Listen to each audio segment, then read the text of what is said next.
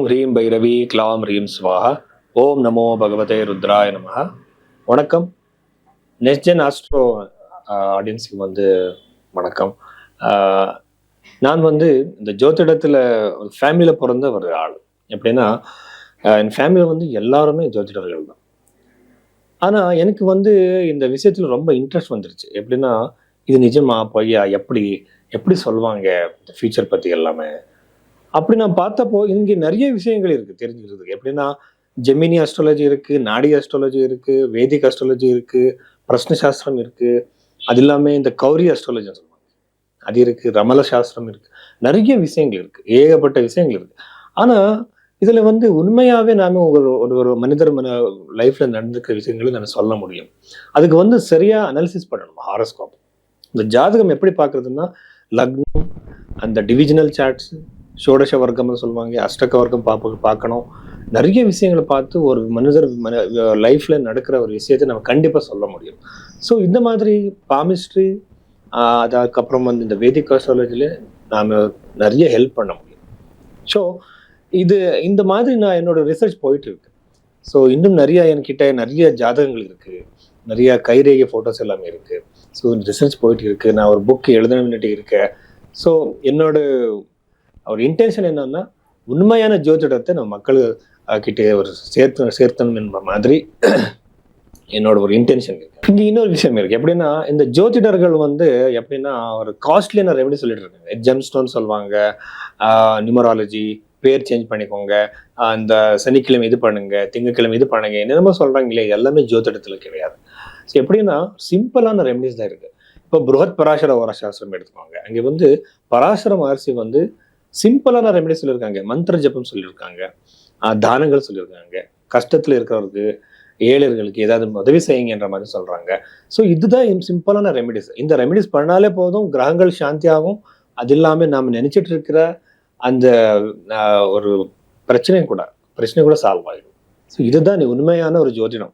ஆனால் இங்கே என்னன்னா அவர் என்னென்னமோ சொல்றாங்க, பணம் வாங்குறதுக்காக என்னென்னமோ பொய் சொல்லிட்டு இருக்காங்க. அதெல்லாம் நம்பாதீங்க. சிம்பிளான ரெமெடிஸ் பண்ணிட்டு நம்ம இந்த பிரச்சனையிலேருந்து வெளியே வர்றதுக்கு வாய்ப்பு கண்டிப்பாக இருக்கு.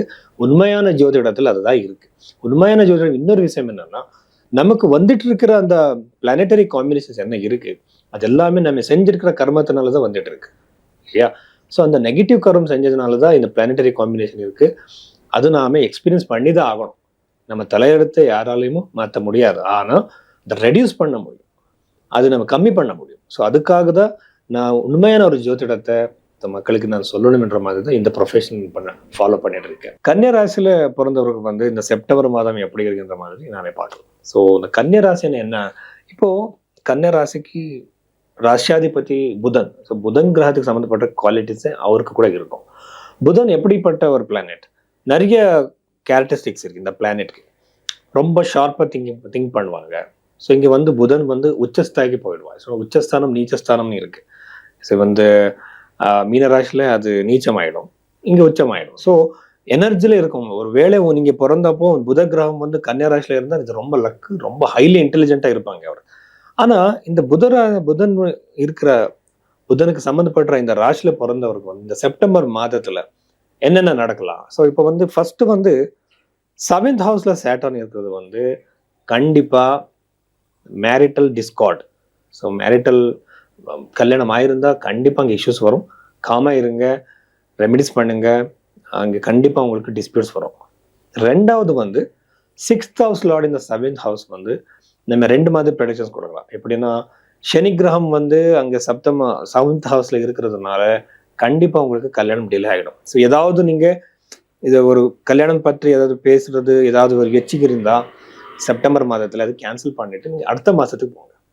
ஸோ அக்டோபர் மாதத்துக்கு போங்க. இந்த மாதத்து வேணாம், இந்த மாதம் வேணாம். எப்படின்னா சேட்டர்ன் எல்லாமே டிலே பண்ணும். அது இல்லாமல் இன்னொரு பிரச்சனை இருக்குது. எப்படின்னா ஒரு சேட்டர்ன் ரெட்ரோகிரேட் ஆகிருக்கு, வக்ரின்னு சொல்லுவாங்க. எந்த கிரகம் வக்ரியாக இருந்தாலும் சரி, அந்த கிரகம் நல்ல பலம் கொடுக்காது. ஸோ அது ஒரு நெகட்டிவாக தான் பிஹேவ் பண்ணும். ஸோ அதனால கொஞ்சம் தள்ளிட்டு நீங்கள் அடுத்த மாதத்துக்கு போகலாம். ஆனால் இந்த மாதம் செப்டம்பர் மாதம் கண்டிப்பாக ஸ்டூடெண்ட்ஸ்களுக்கு ரொம்ப நல்லது. ஏதாவது ஆனால் புதுசான ஜாபுக்கு யாரும் ட்ரை பண்ணிட்டு இருக்கீங்களோ அவர் எல்லாருக்குமே நல்லது. இதுக்குன்னா இந்த இந்த மாதம் வந்து இந்த இந்த இந்த மந்த்ல அவருக்கு ரொம்ப சக்சஸ் இருக்கு. யார் யாருக்கு யார் யார் வந்து இந்த புதுசான ஜாப் ட்ரை பண்ணிட்டு இருக்கீங்களோ எல்லாருக்குமே கண்டிப்பா சக்சஸ் இருக்கு. ஆனா இந்த மாசத்துல கண்டிப்பா ஹெல்த் இஷ்யூஸ் வரும். சனி வந்து இந்த கிரகம் வந்து நிறைய டிசீஸ் கொடுக்குற ஒரு பிளானட். எப்படின்னா ஸ்கின் டிசீசஸும், அதுக்கப்புறம் வந்து போன்ஸ் மசில்ஸ் ரிலேட்டட் இஷ்யூஸ் கொடுக்குற ஒரு பிளானட். ஸோ இந்த இந்த பார்ட்ஸ்க்கு வந்து பாடியில் ஆர்கன்ஸுக்கு வந்து கண்டிப்பாக இஷ்யூஸ் வரும். ஆனால் ஒரு தடவை நாம ஜாதகத்தை முழுசாக பார்க்கணும். எப்படின்னா இப்போ வந்து சேட்ரன் வந்து அப்போ அவள் சுலபமாக நமக்கு பிரச்சனை வராது. ஒரு சேட்ரன் வந்து லக்ன குண்டலிலே நவம்ச குண்டலிலேயே அதுக்கப்புறம் வந்து வேறு வேறு டிவிஜனல் சார்ட்ஸ்லையும் நம்ம பார்க்கணும். அங்கே பார்க்கும்போது சேட்டர் நல்லா இல்லைன்னா கண்டிப்பா அவருக்கு இஷ்யூஸ் வரும். அது ஜென்ரலா நம்ம சொல்ல முடியாது. ஆனாலும் கூட நாடி ஜோதிடம் படி நான் சொல்றேன். எப்படின்னா ஒரு சனி கிரகத்துக்கு ரொம்ப இம்பார்ட்டன்ஸ் கொடுத்துருக்காங்க. அது வந்து 7th ஹவுஸ்ல டிரான்சிட் ஆகும்போது கண்டிப்பா அவருக்கு ஏதாவது ஒரு இஷ்யூஸ் வரும். ஸோ ரொம்ப கேர்ஃபுல்லா இருங்க. பிசிக்கல் ஆக்டிவிட்டிஸ் பண்ணுங்க. ஆனால் யூஸ்வலா இந்த இந்த ராசியில பிறந்தவர் வந்து ரொம்ப கேர்ஃபுல்லா இருப்பாங்க. ஆனா அதுக்கப்புறம் வந்து இது வந்து வெளிநாட்டுக்கு போடுறதுக்கு யாரை ட்ரை பண்ணிட்டு இருக்கீங்களோ அவர் எல்லாருக்குமே நல்லது. எப்படின்னா இந்த 12th ஹவுஸை வந்து ராகு ஆஸ்பெக்ட் பண்றது வந்து யார் யார் வெளிநாட்டுக்கு போயிட்டு வேலை செய்யணும் என்ற மாதிரி மனசுல நினைச்சிட்டு இருக்கீங்களோ அவர் எல்லாருக்குமே இந்த மாதம் வந்து ரொம்ப ரொம்ப லக்கியா இருக்கு. ஆனா ரொம்ப கேர்ஃபுல்லா இருக்கிறது வந்து டிரைவிங் பண்றதுல அங்கே வந்து ரொம்ப கேர்ஃபுல்லா நீங்க இருக்கிறது நல்லது. எதுக்குன்னா லக்னத்துல ராசியில வந்து செவ்வாய் இருக்கிறது அவ்வளவு நல்லது கிடையாது. ஆனா தசம பாவத்துல நமக்கு குரு இருக்கிறதுனால, குரு கிரகம் இருக்கிறதுனால கரியர் ரிலேட்டட்ல விஷயத்துல சக்சஸ், ப்ரமோஷன் கிடைக்கலாம். அதுக்கப்புறம் வந்து இருக்கிற வேலையில உங்களுக்கு ஒரு நல்ல பொசிஷன் கூட கிடைக்கலாம். ஸோ இது எல்லா ஒரு சான்சஸ், இந்த மாற்றங்கள் எல்லாமே உங்களுக்கு கண்டிப்பா இருக்கு இந்த செப்டம்பர் மாதத்துல. அண்ட் ரெமெடிஸுக்கு போனா புதன் கிரகத்துக்கு வந்து விஷ்ணு சஹஸ்ரநாமம் தான் ரொம்ப இம்பார்ட்டண்ட்டான ரெமெடி. ஸோ நான் என்ன அப்சர்வ் பண்ணியிருக்கேன்னா நிறைய பேருக்கு வந்து இந்த சேட்ரன் புதன் கன்ஜங்ஷன், சனி மற்றும் இந்த புத கிரகம் கன்ஜங்ஷன் இருக்கிறதுக்கு வந்து ஸ்கின் டிசீஸஸ் வரும். ஸோ எந்த மாதிரி ஸ்கின் டிசீஸ் இருந்தாலும் சரி, நீங்க விஷ்ணு சஹஸ்ரநாமம் சொன்னா 100% சரியாயிடும். நான் நிறைய பார்த்துருக்கேன். நிறைய பேருக்கு வந்து நான் இந்த ரெமெடி கொடுத்துருக்கேன். ரொம்ப நல்ல ரிசல்ட் வந்திருக்கு. ஸோ நீங்கள் கூட இது ஃபாலோ பண்ணலாம். புதனுக்கு சம்மந்தப்பட்ட ஒரு சிங்கிள் பீஜ மந்திரம் இருக்கு, அது சொன்னா போதும். வணக்கம். என்னன்னா நான் நிறைய பேருக்கு ரெமெடிஸ் பத்தி சொல்லியிருக்கேன். ஸோ ரெமெடிஸ் என்னன்னா யந்திரம், மந்திரம், தந்திரம். ஸோ இந்த 3 விதமான ஒரு ரெமெடிஸ் இருக்கு. ஸோ நான் யூஸ்வலா சஜஸ்ட் பண்றது மந்திர ஜபத்தை சஜஸ்ட் பண்றேன்.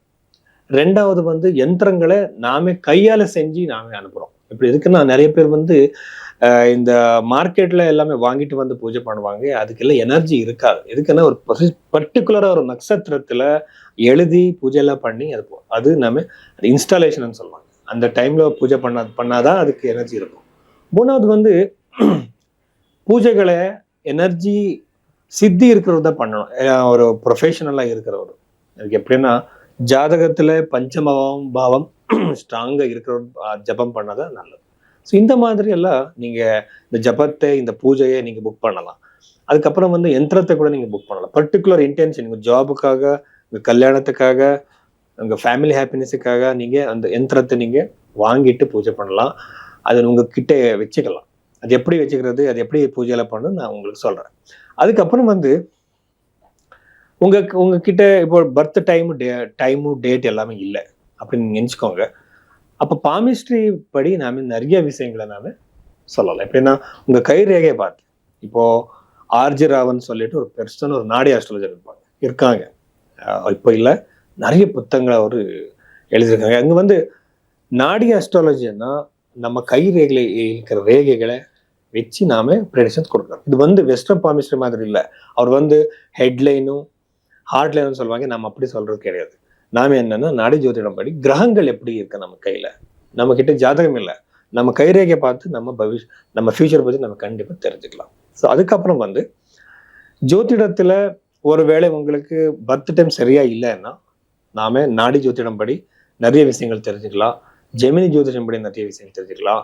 ஸோ இந்த மாதிரி பிரஷ்ன சாஸ்திரம்னு சொல்லுவாங்க. இப்போ உங்க மனசுல ஒரு பர்டிகுலர் கொஸ்டின் இருக்கு, உங்ககிட்ட ஜாதகமும் இல்லை.